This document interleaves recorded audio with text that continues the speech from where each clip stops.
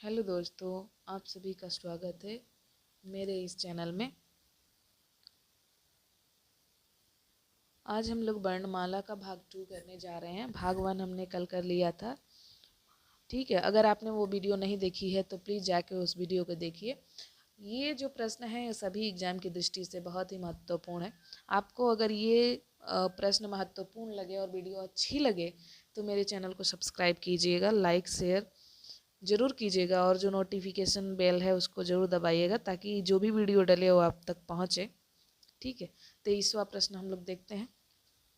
जिन शब्दों के अंत में अ आता है उन्हें क्या कहते हैं? जिन शब्दों के अंत में अ आता है उन्हें क्या कहते हैं? ऑप्शन ए है अनुस्वार, ऑप्शन बी है अयोगवाह, ऑप्शन सी है अंतस्थ, ऑप्शन डी है अकारांत। तो जिन शब्दों के अंत में अ आता है उन्हें अकारांत शब्द कहते हैं। उन्हें क्या कहते हैं? अकारांत। तो ऑप्शन डी जो होगा सही होगा। 24 नंबर प्रश्न है, छ वर्ण किसके योग से बना है? जो छ वर्ण है किसके योग से बना है? ऑप्शन ए है क और मूर्धन्य स से, ऑप्शन बी है क और च से, ऑप्शन सी है क और छ से, और ऑप्शन डी है क और तालव्य स से। तो इसका जो ऑप्शन ए होगा वो सही होगा। जो छ वर्ण है वो क और मूर्धन्य स के योग से बना है। 25वां प्रश्न है, हिंदी वर्णमाला में स्वरों की कुल संख्या कितनी है? ऑप्शन ए है 10, ऑप्शन बी है 11, ऑप्शन सी है 12 और ऑप्शन डी है 13। तो हिंदी वर्णमाला में स्वरों की कुल संख्या जो है 13 है। इसमें देखिएगा कह रहा है कि 13 है, ये तो ऑप्शन सही है। इसमें जो होता है परंपरागत रूप से इनकी संख्या 13 मानी गई है। अगर शुद्ध उच्चारण की दृष्टि से देखा जाए तो इसे केवल 10 ही स्वर हैं। अ, आ, छोटी, बड़ी, छोटाऊ, बड़ाऊ, ए, ओ और औ। इसमें री, अंग और अह को उच्चारण की दृष्टि से नहीं, शुद्ध नहीं माना गया है, अतः इनकी संख्या 10 होती है। लेकिन कुल स्वरों की संख्या जो है कितनी है? 13 है। चलिए अगला प्रश्न देखते हैं। 26 नंबर, निम्नलिखित में से कौन सा स्वर नहीं है?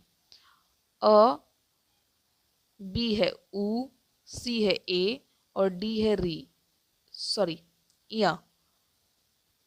तो इसमें कौन सा स्वर नहीं है ये बताना है। तो अ, उ और ए स्वर हैं, जबकि या जो है एक व्यंजन है, अतः ऑप्शन डी जो हो जाएगा सही हो जाएगा। 27 नंबर प्रश्न कह रहा है, निम्नलिखित में कौन टवर्ग नहीं है? टवर्ग नहीं है। ऑप्शन ए है ठ, ऑप्शन बी है ढ, ऑप्शन सी है ड़ और ऑप्शन डी है घ। देखिए टवर्ग में कौन कौन से वर्ण आते हैं? ट, ठ, ड, ढ और अड़। तो इसमें देखिए ठ भी है, ढ भी है, ण भी है, घ नहीं है, अतः हमारा ऑप्शन डी जो हो जाएगा सही होगा। घ जो है कवर्ग है, घ जो है कवर्ग है। कवर्ग में क, ख, ग, घ अंग आता है। चलिए 28वां प्रश्न देखेंगे। हिंदी वर्णमाला में व्यंजनों की संख्या कितनी है? तो हिंदी वर्णमाला में व्यंजनों की संख्या कितनी है? ऑप्शन ए है 32, ऑप्शन बी है 34, ऑप्शन सी है 33 और ऑप्शन डी है 36। तो हिंदी वर्णमाला में जो व्यंजनों की संख्या है वो है 33। ऑप्शन सी जो हो जाएगा सही हो जाएगा। चलिए अगला प्रश्न देखते हैं। प्रश्न नंबर 29 कह रहे कि निम्नलिखित में कौन सा पश्च स्वर है? निम्नलिखित में कौन सा पश्च स्वर है?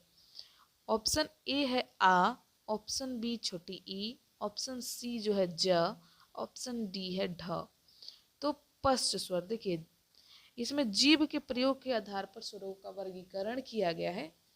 इसका वर्गीकरण 3 भागों में किया गया है। पहला है अग्रस्वर, जिसमें छोटी ई, बड़ी ई, ए और ए आते हैं। दूसरा है मध्य स्वर, जिसमें अ आता है। और तीसरा जो है पश्च स्वर है, जिसमें आ, छोटा ऊ, बड़ा ऊ, ओ, औ और आ ऐसे वाला होता है, इसमें आ और उस पर एक अर्धचंद्र बिंदु, ये आते हैं। तो इसका जो ऑप्शन ए हो जाएगा सही हो जाएगा आ। प्रश्न नंबर 30 देखिए, निम्नलिखित में से कौन अयोगवाह है? ऑप्शन ए है विसर्ग, ऑप्शन बी है महाप्राण, ऑप्शन सी है संयुक्त व्यंजन, ऑप्शन डी है अल्प प्राण। तो इसमें जो अयोगवाह होता है वह विसर्ग होता है, तो ऑप्शन ए जो है सही है। प्रश्न नंबर 31 है, छ ध्वनि का उच्चारण स्थान है। छ ध्वनि का उच्चारण स्थान है। ऑप्शन ए है दंत, ऑप्शन बी है ओष्ठ, ऑप्शन सी है तालव्य, ऑप्शन डी है वत्सर्य। तो इसमें छ ध्वनि का जो उच्चारण स्थान है वो तालव्य है, ऑप्शन सी जो है सही होगा। देखिए च वर्ग में जितने भी वर्ण आते हैं, च, छ, ज, झ, य, इन पांचों वर्णों का जो उच्चारण स्थान होता है वह तालु होता है और ये च वर्ग कहलाते हैं। चलिए अगला प्रश्न देखते हैं 32। 32 नंबर प्रश्न कह रहा है, निम्नलिखित में कौन एक संयुक्त व्यंजन नहीं है? ऑप्शन ए है छ, ऑप्शन बी है मूर्धनी स, ऑप्शन सी है त्र, ऑप्शन डी है ज्ञ। तो इसमें कौन सा संयुक्त व्यंजन नहीं है? तो ऑप्शन जो आप देख रहे हैं उसमें देखिए कौन सा इसमें संयुक्त व्यंजन नहीं है। तो इसमें जो मूर्धनी स है यह संयुक्त व्यंजन नहीं है, तो ऑप्शन बी जो है सही हो जाएगा, क्योंकि छ जो है क और मूर्धनी स के योग से बना हुआ है। त्र भी संयुक्त व्यंजन है जो त और र के योग से बना हुआ है, और ज्ञ भी संयुक्त व्यंजन है जो ज और य के योग से बना हुआ है। तालव्य व्यंजन कौन से? 33 नंबर प्रश्न कह रहा है तालव्य व्यंजन है। तालव्य व्यंजन मतलब जिनका उच्चारण तालु से होता है। ऑप्शन ए है च, छ, ज, झ, ऑप्शन बी है ट, ठ, ड, ढ, ऑप्शन सी है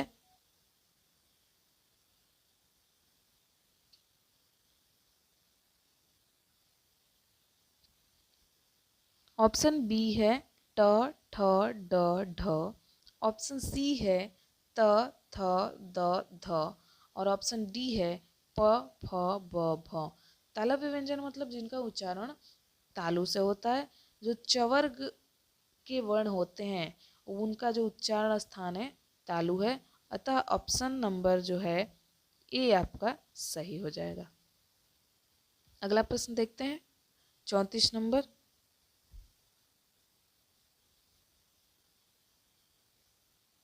कह रहे य, र, ल, व किस वर्ग के व्यंजन हैं? य, र, ल, व किस वर्ग के व्यंजन हैं? प्रश्न ऑप्शन नंबर 1 है तालव्य, ऑप्शन बी है उष्म, ऑप्शन सी है अंतस्थ, और ऑप्शन डी है ओष्ठ। तो य, र, ल, व जो है अंतस्थ व्यंजन है, ऑप्शन सी जो होगा सही हो जाएगा। 35 नंबर प्रश्न कह रहा है अनुनासिक का संबंध होता है। अनुनासिक का संबंध होता है। पहला ऑप्शन है केवल नाक से, ऑप्शन बी है केवल मुंह से, ऑप्शन सी है नाक और मुंह दोनों से, ऑप्शन डी है इनमें से कोई नहीं। तो जो अनुनासिक होता है इनका संबंध जो है नाक और मुंह दोनों से होता है, तो ऑप्शन सी सही होगा। 36 नंबर प्रश्न है अनुनासिक व्यंजन कौन से होते हैं? अनुनासिक व्यंजन कौन से होते हैं? तो अनुनासिक व्यंजन कौन से होते हैं? ऑप्शन ए देखिए वर्ग के प्रथमाक्षर, ऑप्शन बी है वर्ग के तृतीयाक्षर, ऑप्शन सी है वर्ग के चतुर्थाक्षर, ऑप्शन डी है वर्ग के पंचमाक्षर। प्रथमाक्षर का अर्थ होता है वर्ग, जो कवर्ग है, कवर्ग में 5 वर्ण है, तो उसमें पंचमाक्षर, प्रथमाक्षर मतलब प्रथम अक्षर, तृतीयाक्षर मतलब तीसरा अक्षर, चतुर्थाक्षर मतलब चौथा अक्षर, और पंचमाक्षर मतलब पांचवा अक्षर। अतः जो अनुनासिक व्यंजन होते हैं वर्ग के पंचमाक्षर होते हैं। अगला प्रश्न देखेंगे हम 37 नंबर प्रश्न है, हिंदी वर्णमाला में स्वरों की संख्या है। ऑप्शन ए है 8, ऑप्शन बी है 9, ऑप्शन सी है 11, ऑप्शन डी है 14। तो हिंदी वर्णमाला में स्वरों की संख्या जो है कितनी है? 11। ऑप्शन सी सही है। 38 नंबर प्रश्न है, कंठोष्ठ ध्वनि का उदाहरण है। कंठोष्ठ ध्वनि का उदाहरण है। ऑप्शन ए है औ, ऑप्शन बी है ए, ऑप्शन सी है क, ऑप्शन डी है त। तो कंठोष्ठ का मतलब पहले समझ लीजिए, जिसका उच्चारण जो है कंठ और ओष्ठ दोनों से होता है, यानी कि दोनों के संयोग से होता है। तो बताइए कि कंठोष्ठ ध्वनि का उदाहरण कौन सा है? तो इसका जो ऑप्शन ए होगा सही होगा। और जो है कंठोष्ठ ध्वनि का एक उदाहरण है। अगला प्रश्न देखिए, अगला प्रश्न 39 नंबर, भाषा निर्माण की इकाइयों का सही अनुक्रम है। भाषा निर्माण की इकाइयों का सही अनुक्रम है। तो इसका ऑप्शन नंबर ए है, पहले शब्द, ध्वनि, वाक्य, पद। दूसरा ऑप्शन है शब्द, वाक्य, ध्वनि, पद। तीसरा है पद, वाक्य, ध्वनि, तब शब्द। और ऑप्शन डी है ध्वनि, शब्द, पद, वाक्य। तो इसमें देखिए भाषा निर्माण की इकाई का सही अनुक्रम जो है ऑप्शन डी जो है सही है। इसमें जो होगा पहले ध्वनि, ध्वनि से बनेंगे शब्द, शब्द से पद, और पद से वाक्य बनता है। ध्वनि जो है भाषा की सबसे छोटी मौखिक इकाई है। ठीक है, तो भाषा की सबसे छोटी मौखिक इकाई को ध्वनि कहते हैं, और भाषा की सबसे छोटी लिखित इकाई को, भाषा की सबसे छोटी लिखित इकाई को वर्ण कहते हैं। ठीक है, पदबंध से छोटी इकाई को पद कहते हैं, शब्द। ठीक है, चलिए 40 नंबर प्रश्न देखेंगे। 40 नंबर प्रश्न में क्या है, निम्नांकित में से उच्चारण स्थान के आधार पर कंठ से लेकर मुख विवर में उच्चरित व्यंजन ध्वनियों का सही अनुक्रम है। ये नेट जीआरएफ 2014 में पूछा गया प्रश्न है। निम्नांकित में से उच्चारण स्थान के आधार पर कंठ से लेकर मुख विवर में उच्चरित व्यंजन ध्वनियों का सही अनुक्रम है। ऑप्शन ए है कंठ, तालव्य, वत्सर्य, दंत, ओट्स। ऑप्शन बी है तालव्य, कंठ, ओट्स, दंत, वत्सर्य। ऑप्शन सी है दंत, ओष्ठ, कंठस्य, कंठ, वत्सर्य, तालव्य। ऑप्शन डी है ओष्ठ, वत्सर्य, तालव्य, कंठ और दंत। तो इसका जो ऑप्शन ए होगा वो सही होगा। इसमें जो उच्चरित ध्वनियों का सही अनुक्रम है, पहले कंठ, फिर तालव्य, फिर वत्सर्य, फिर दंत, फिर ओट्स। यानी कंठ, कंठे मतलब कंठ, तालव्य मीन्स तालु, वत्सर्य मीन्स मूर्धा, दंत मीन्स दांत, ओट्स मतलब ओठ। यह इसका सही अनुक्रम है, उच्चारण का सही अनुक्रम है। अगला प्रश्न देखेंगे 41 नंबर, प्रयत्न के आधार पर ल किस प्रकार की ध्वनि है? प्रयत्न के आधार पर ल किस प्रकार की ध्वनि है? ऑप्शन है पाशर्विक, ऑप्शन बी है उच्छिप्त, ऑप्शन सी है प्रकंपित, ऑप्शन डी है संघर्षहीन। तो बताइए इसका कौन सा ऑप्शन सही होगा प्रश्न नंबर 41 का। तो प्रयत्न के आधार पर ल जो है पार्श्विक ध्वनि है, तो ऑप्शन ए जो होगा इसका सही होगा। 42 नंबर प्रश्न कह रहा है, इनमें से कौन सा युग्म अघोष ध्वनि है? अघोष, ऑप्शन डी है ग और घ। अघोष और सघोष का जो मैं परिभाषा है वो पहले वीडियो में मैंने बता दिया है पहले ही, तो अगर आपने नहीं देखा है तो उसको देख लीजिए, तब समझ में आ जाएगा। और अगर आपको ये वीडियो अच्छी लगे तो प्लीज़ लाइक और इसको ज़्यादा से ज़्यादा लोगों से शेयर कीजिए और मेरे इस चैनल को सब्सक्राइब जरूर कीजिए। ठीक है। प्रश्न कह रहा है कि इनमें से कौन सा युग्म अघोष ध्वनि है। तो ऑप्शन ए है ग और घ, बी है ड और ढ, सी है प और फ, डी है द और ध। तो इसका जो ऑप्शन सी होगा प और फ, यह अघोष ध्वनि है। अगला प्रश्न है 43 नंबर। देखिए, इन शब्दों में से कौन सा शब्द हिंदी शब्दकोश में सबसे अंत में आएगा। इन शब्दों में से कौन सा शब्द हिंदी शब्दकोश में सबसे अंत में आएगा। ऑप्शन ए है क्ल्यू, ऑप्शन बी है क्रम, ऑप्शन सी है कृषक, ऑप्शन डी है कृषाणु। तो बताइए कि इसमें कौन सा ऑप्शन सही होगा। और ये जो प्रश्न है यूपी टेट 2016 में पूछा हुआ प्रश्न है। तो 43 नंबर का कौन सा ऑप्शन सही होगा बताइए।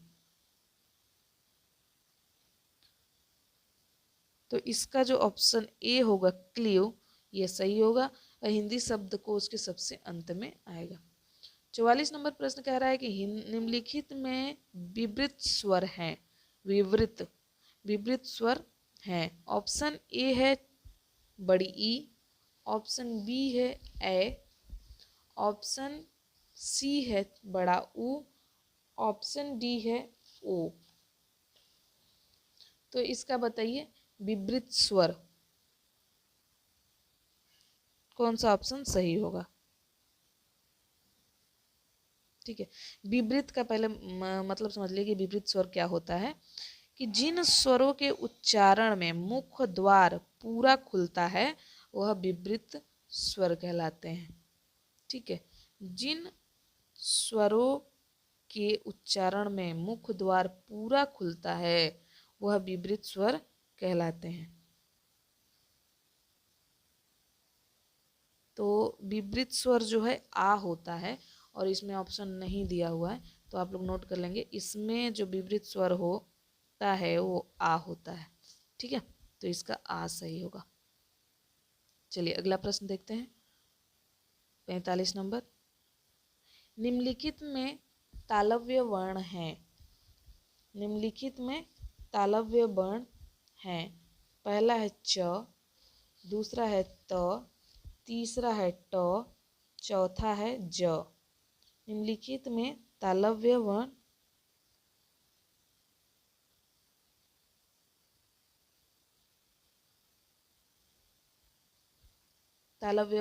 है। तो इसमें जो ऑप्शन ए है 1 2 3, ऑप्शन बी है 2 3 4, ऑप्शन सी है 1 3 4, ऑप्शन डी है 1 4। तो इसमें तालव्य जो वर्ण है वो है, बताइए इसमें तालव्य जिसका उच्चारण तालु से होता है। तो इसमें त है, त नहीं है, च है और ज है, यानी कि ऑप्शन डी जो हो जाएगा इसका सही हो जाएगा। ऑप्शन डी जो है सही हो जाएगा। अगला प्रश्न देखिए।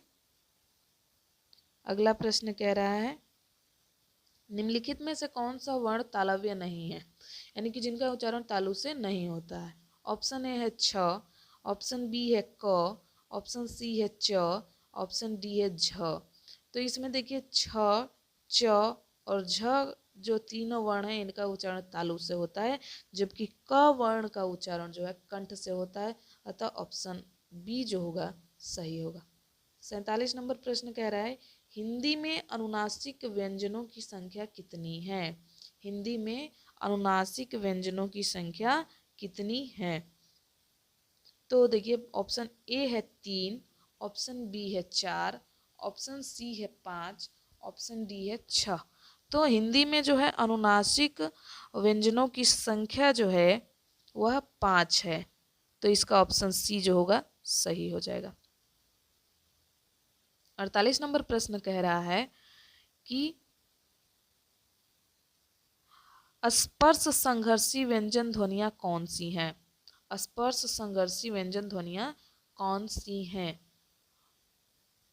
ऑप्शन ए जो है स, ऑप्शन बी जो है य, ऑप्शन सी न और ऑप्शन डी जो है झ। तो इसमें जो है स्पर्श स्पर्श संघर्षी व्यंजन ध्वनि जो है झ है, अतः ऑप्शन डी जो होगा सही होगा। आज के लिए इतना ही। 48 प्रश्नों का सेट था जो ख़त्म हो गया 2 भागों में। अगर आपको ये वीडियो अच्छी लगी है तो इस चैनल को सब्सक्राइब ज़रूर कीजिएगा, वीडियो को लाइक कीजिए और ज़्यादा से ज़्यादा लोगों के साथ शेयर कीजिए। धन्यवाद।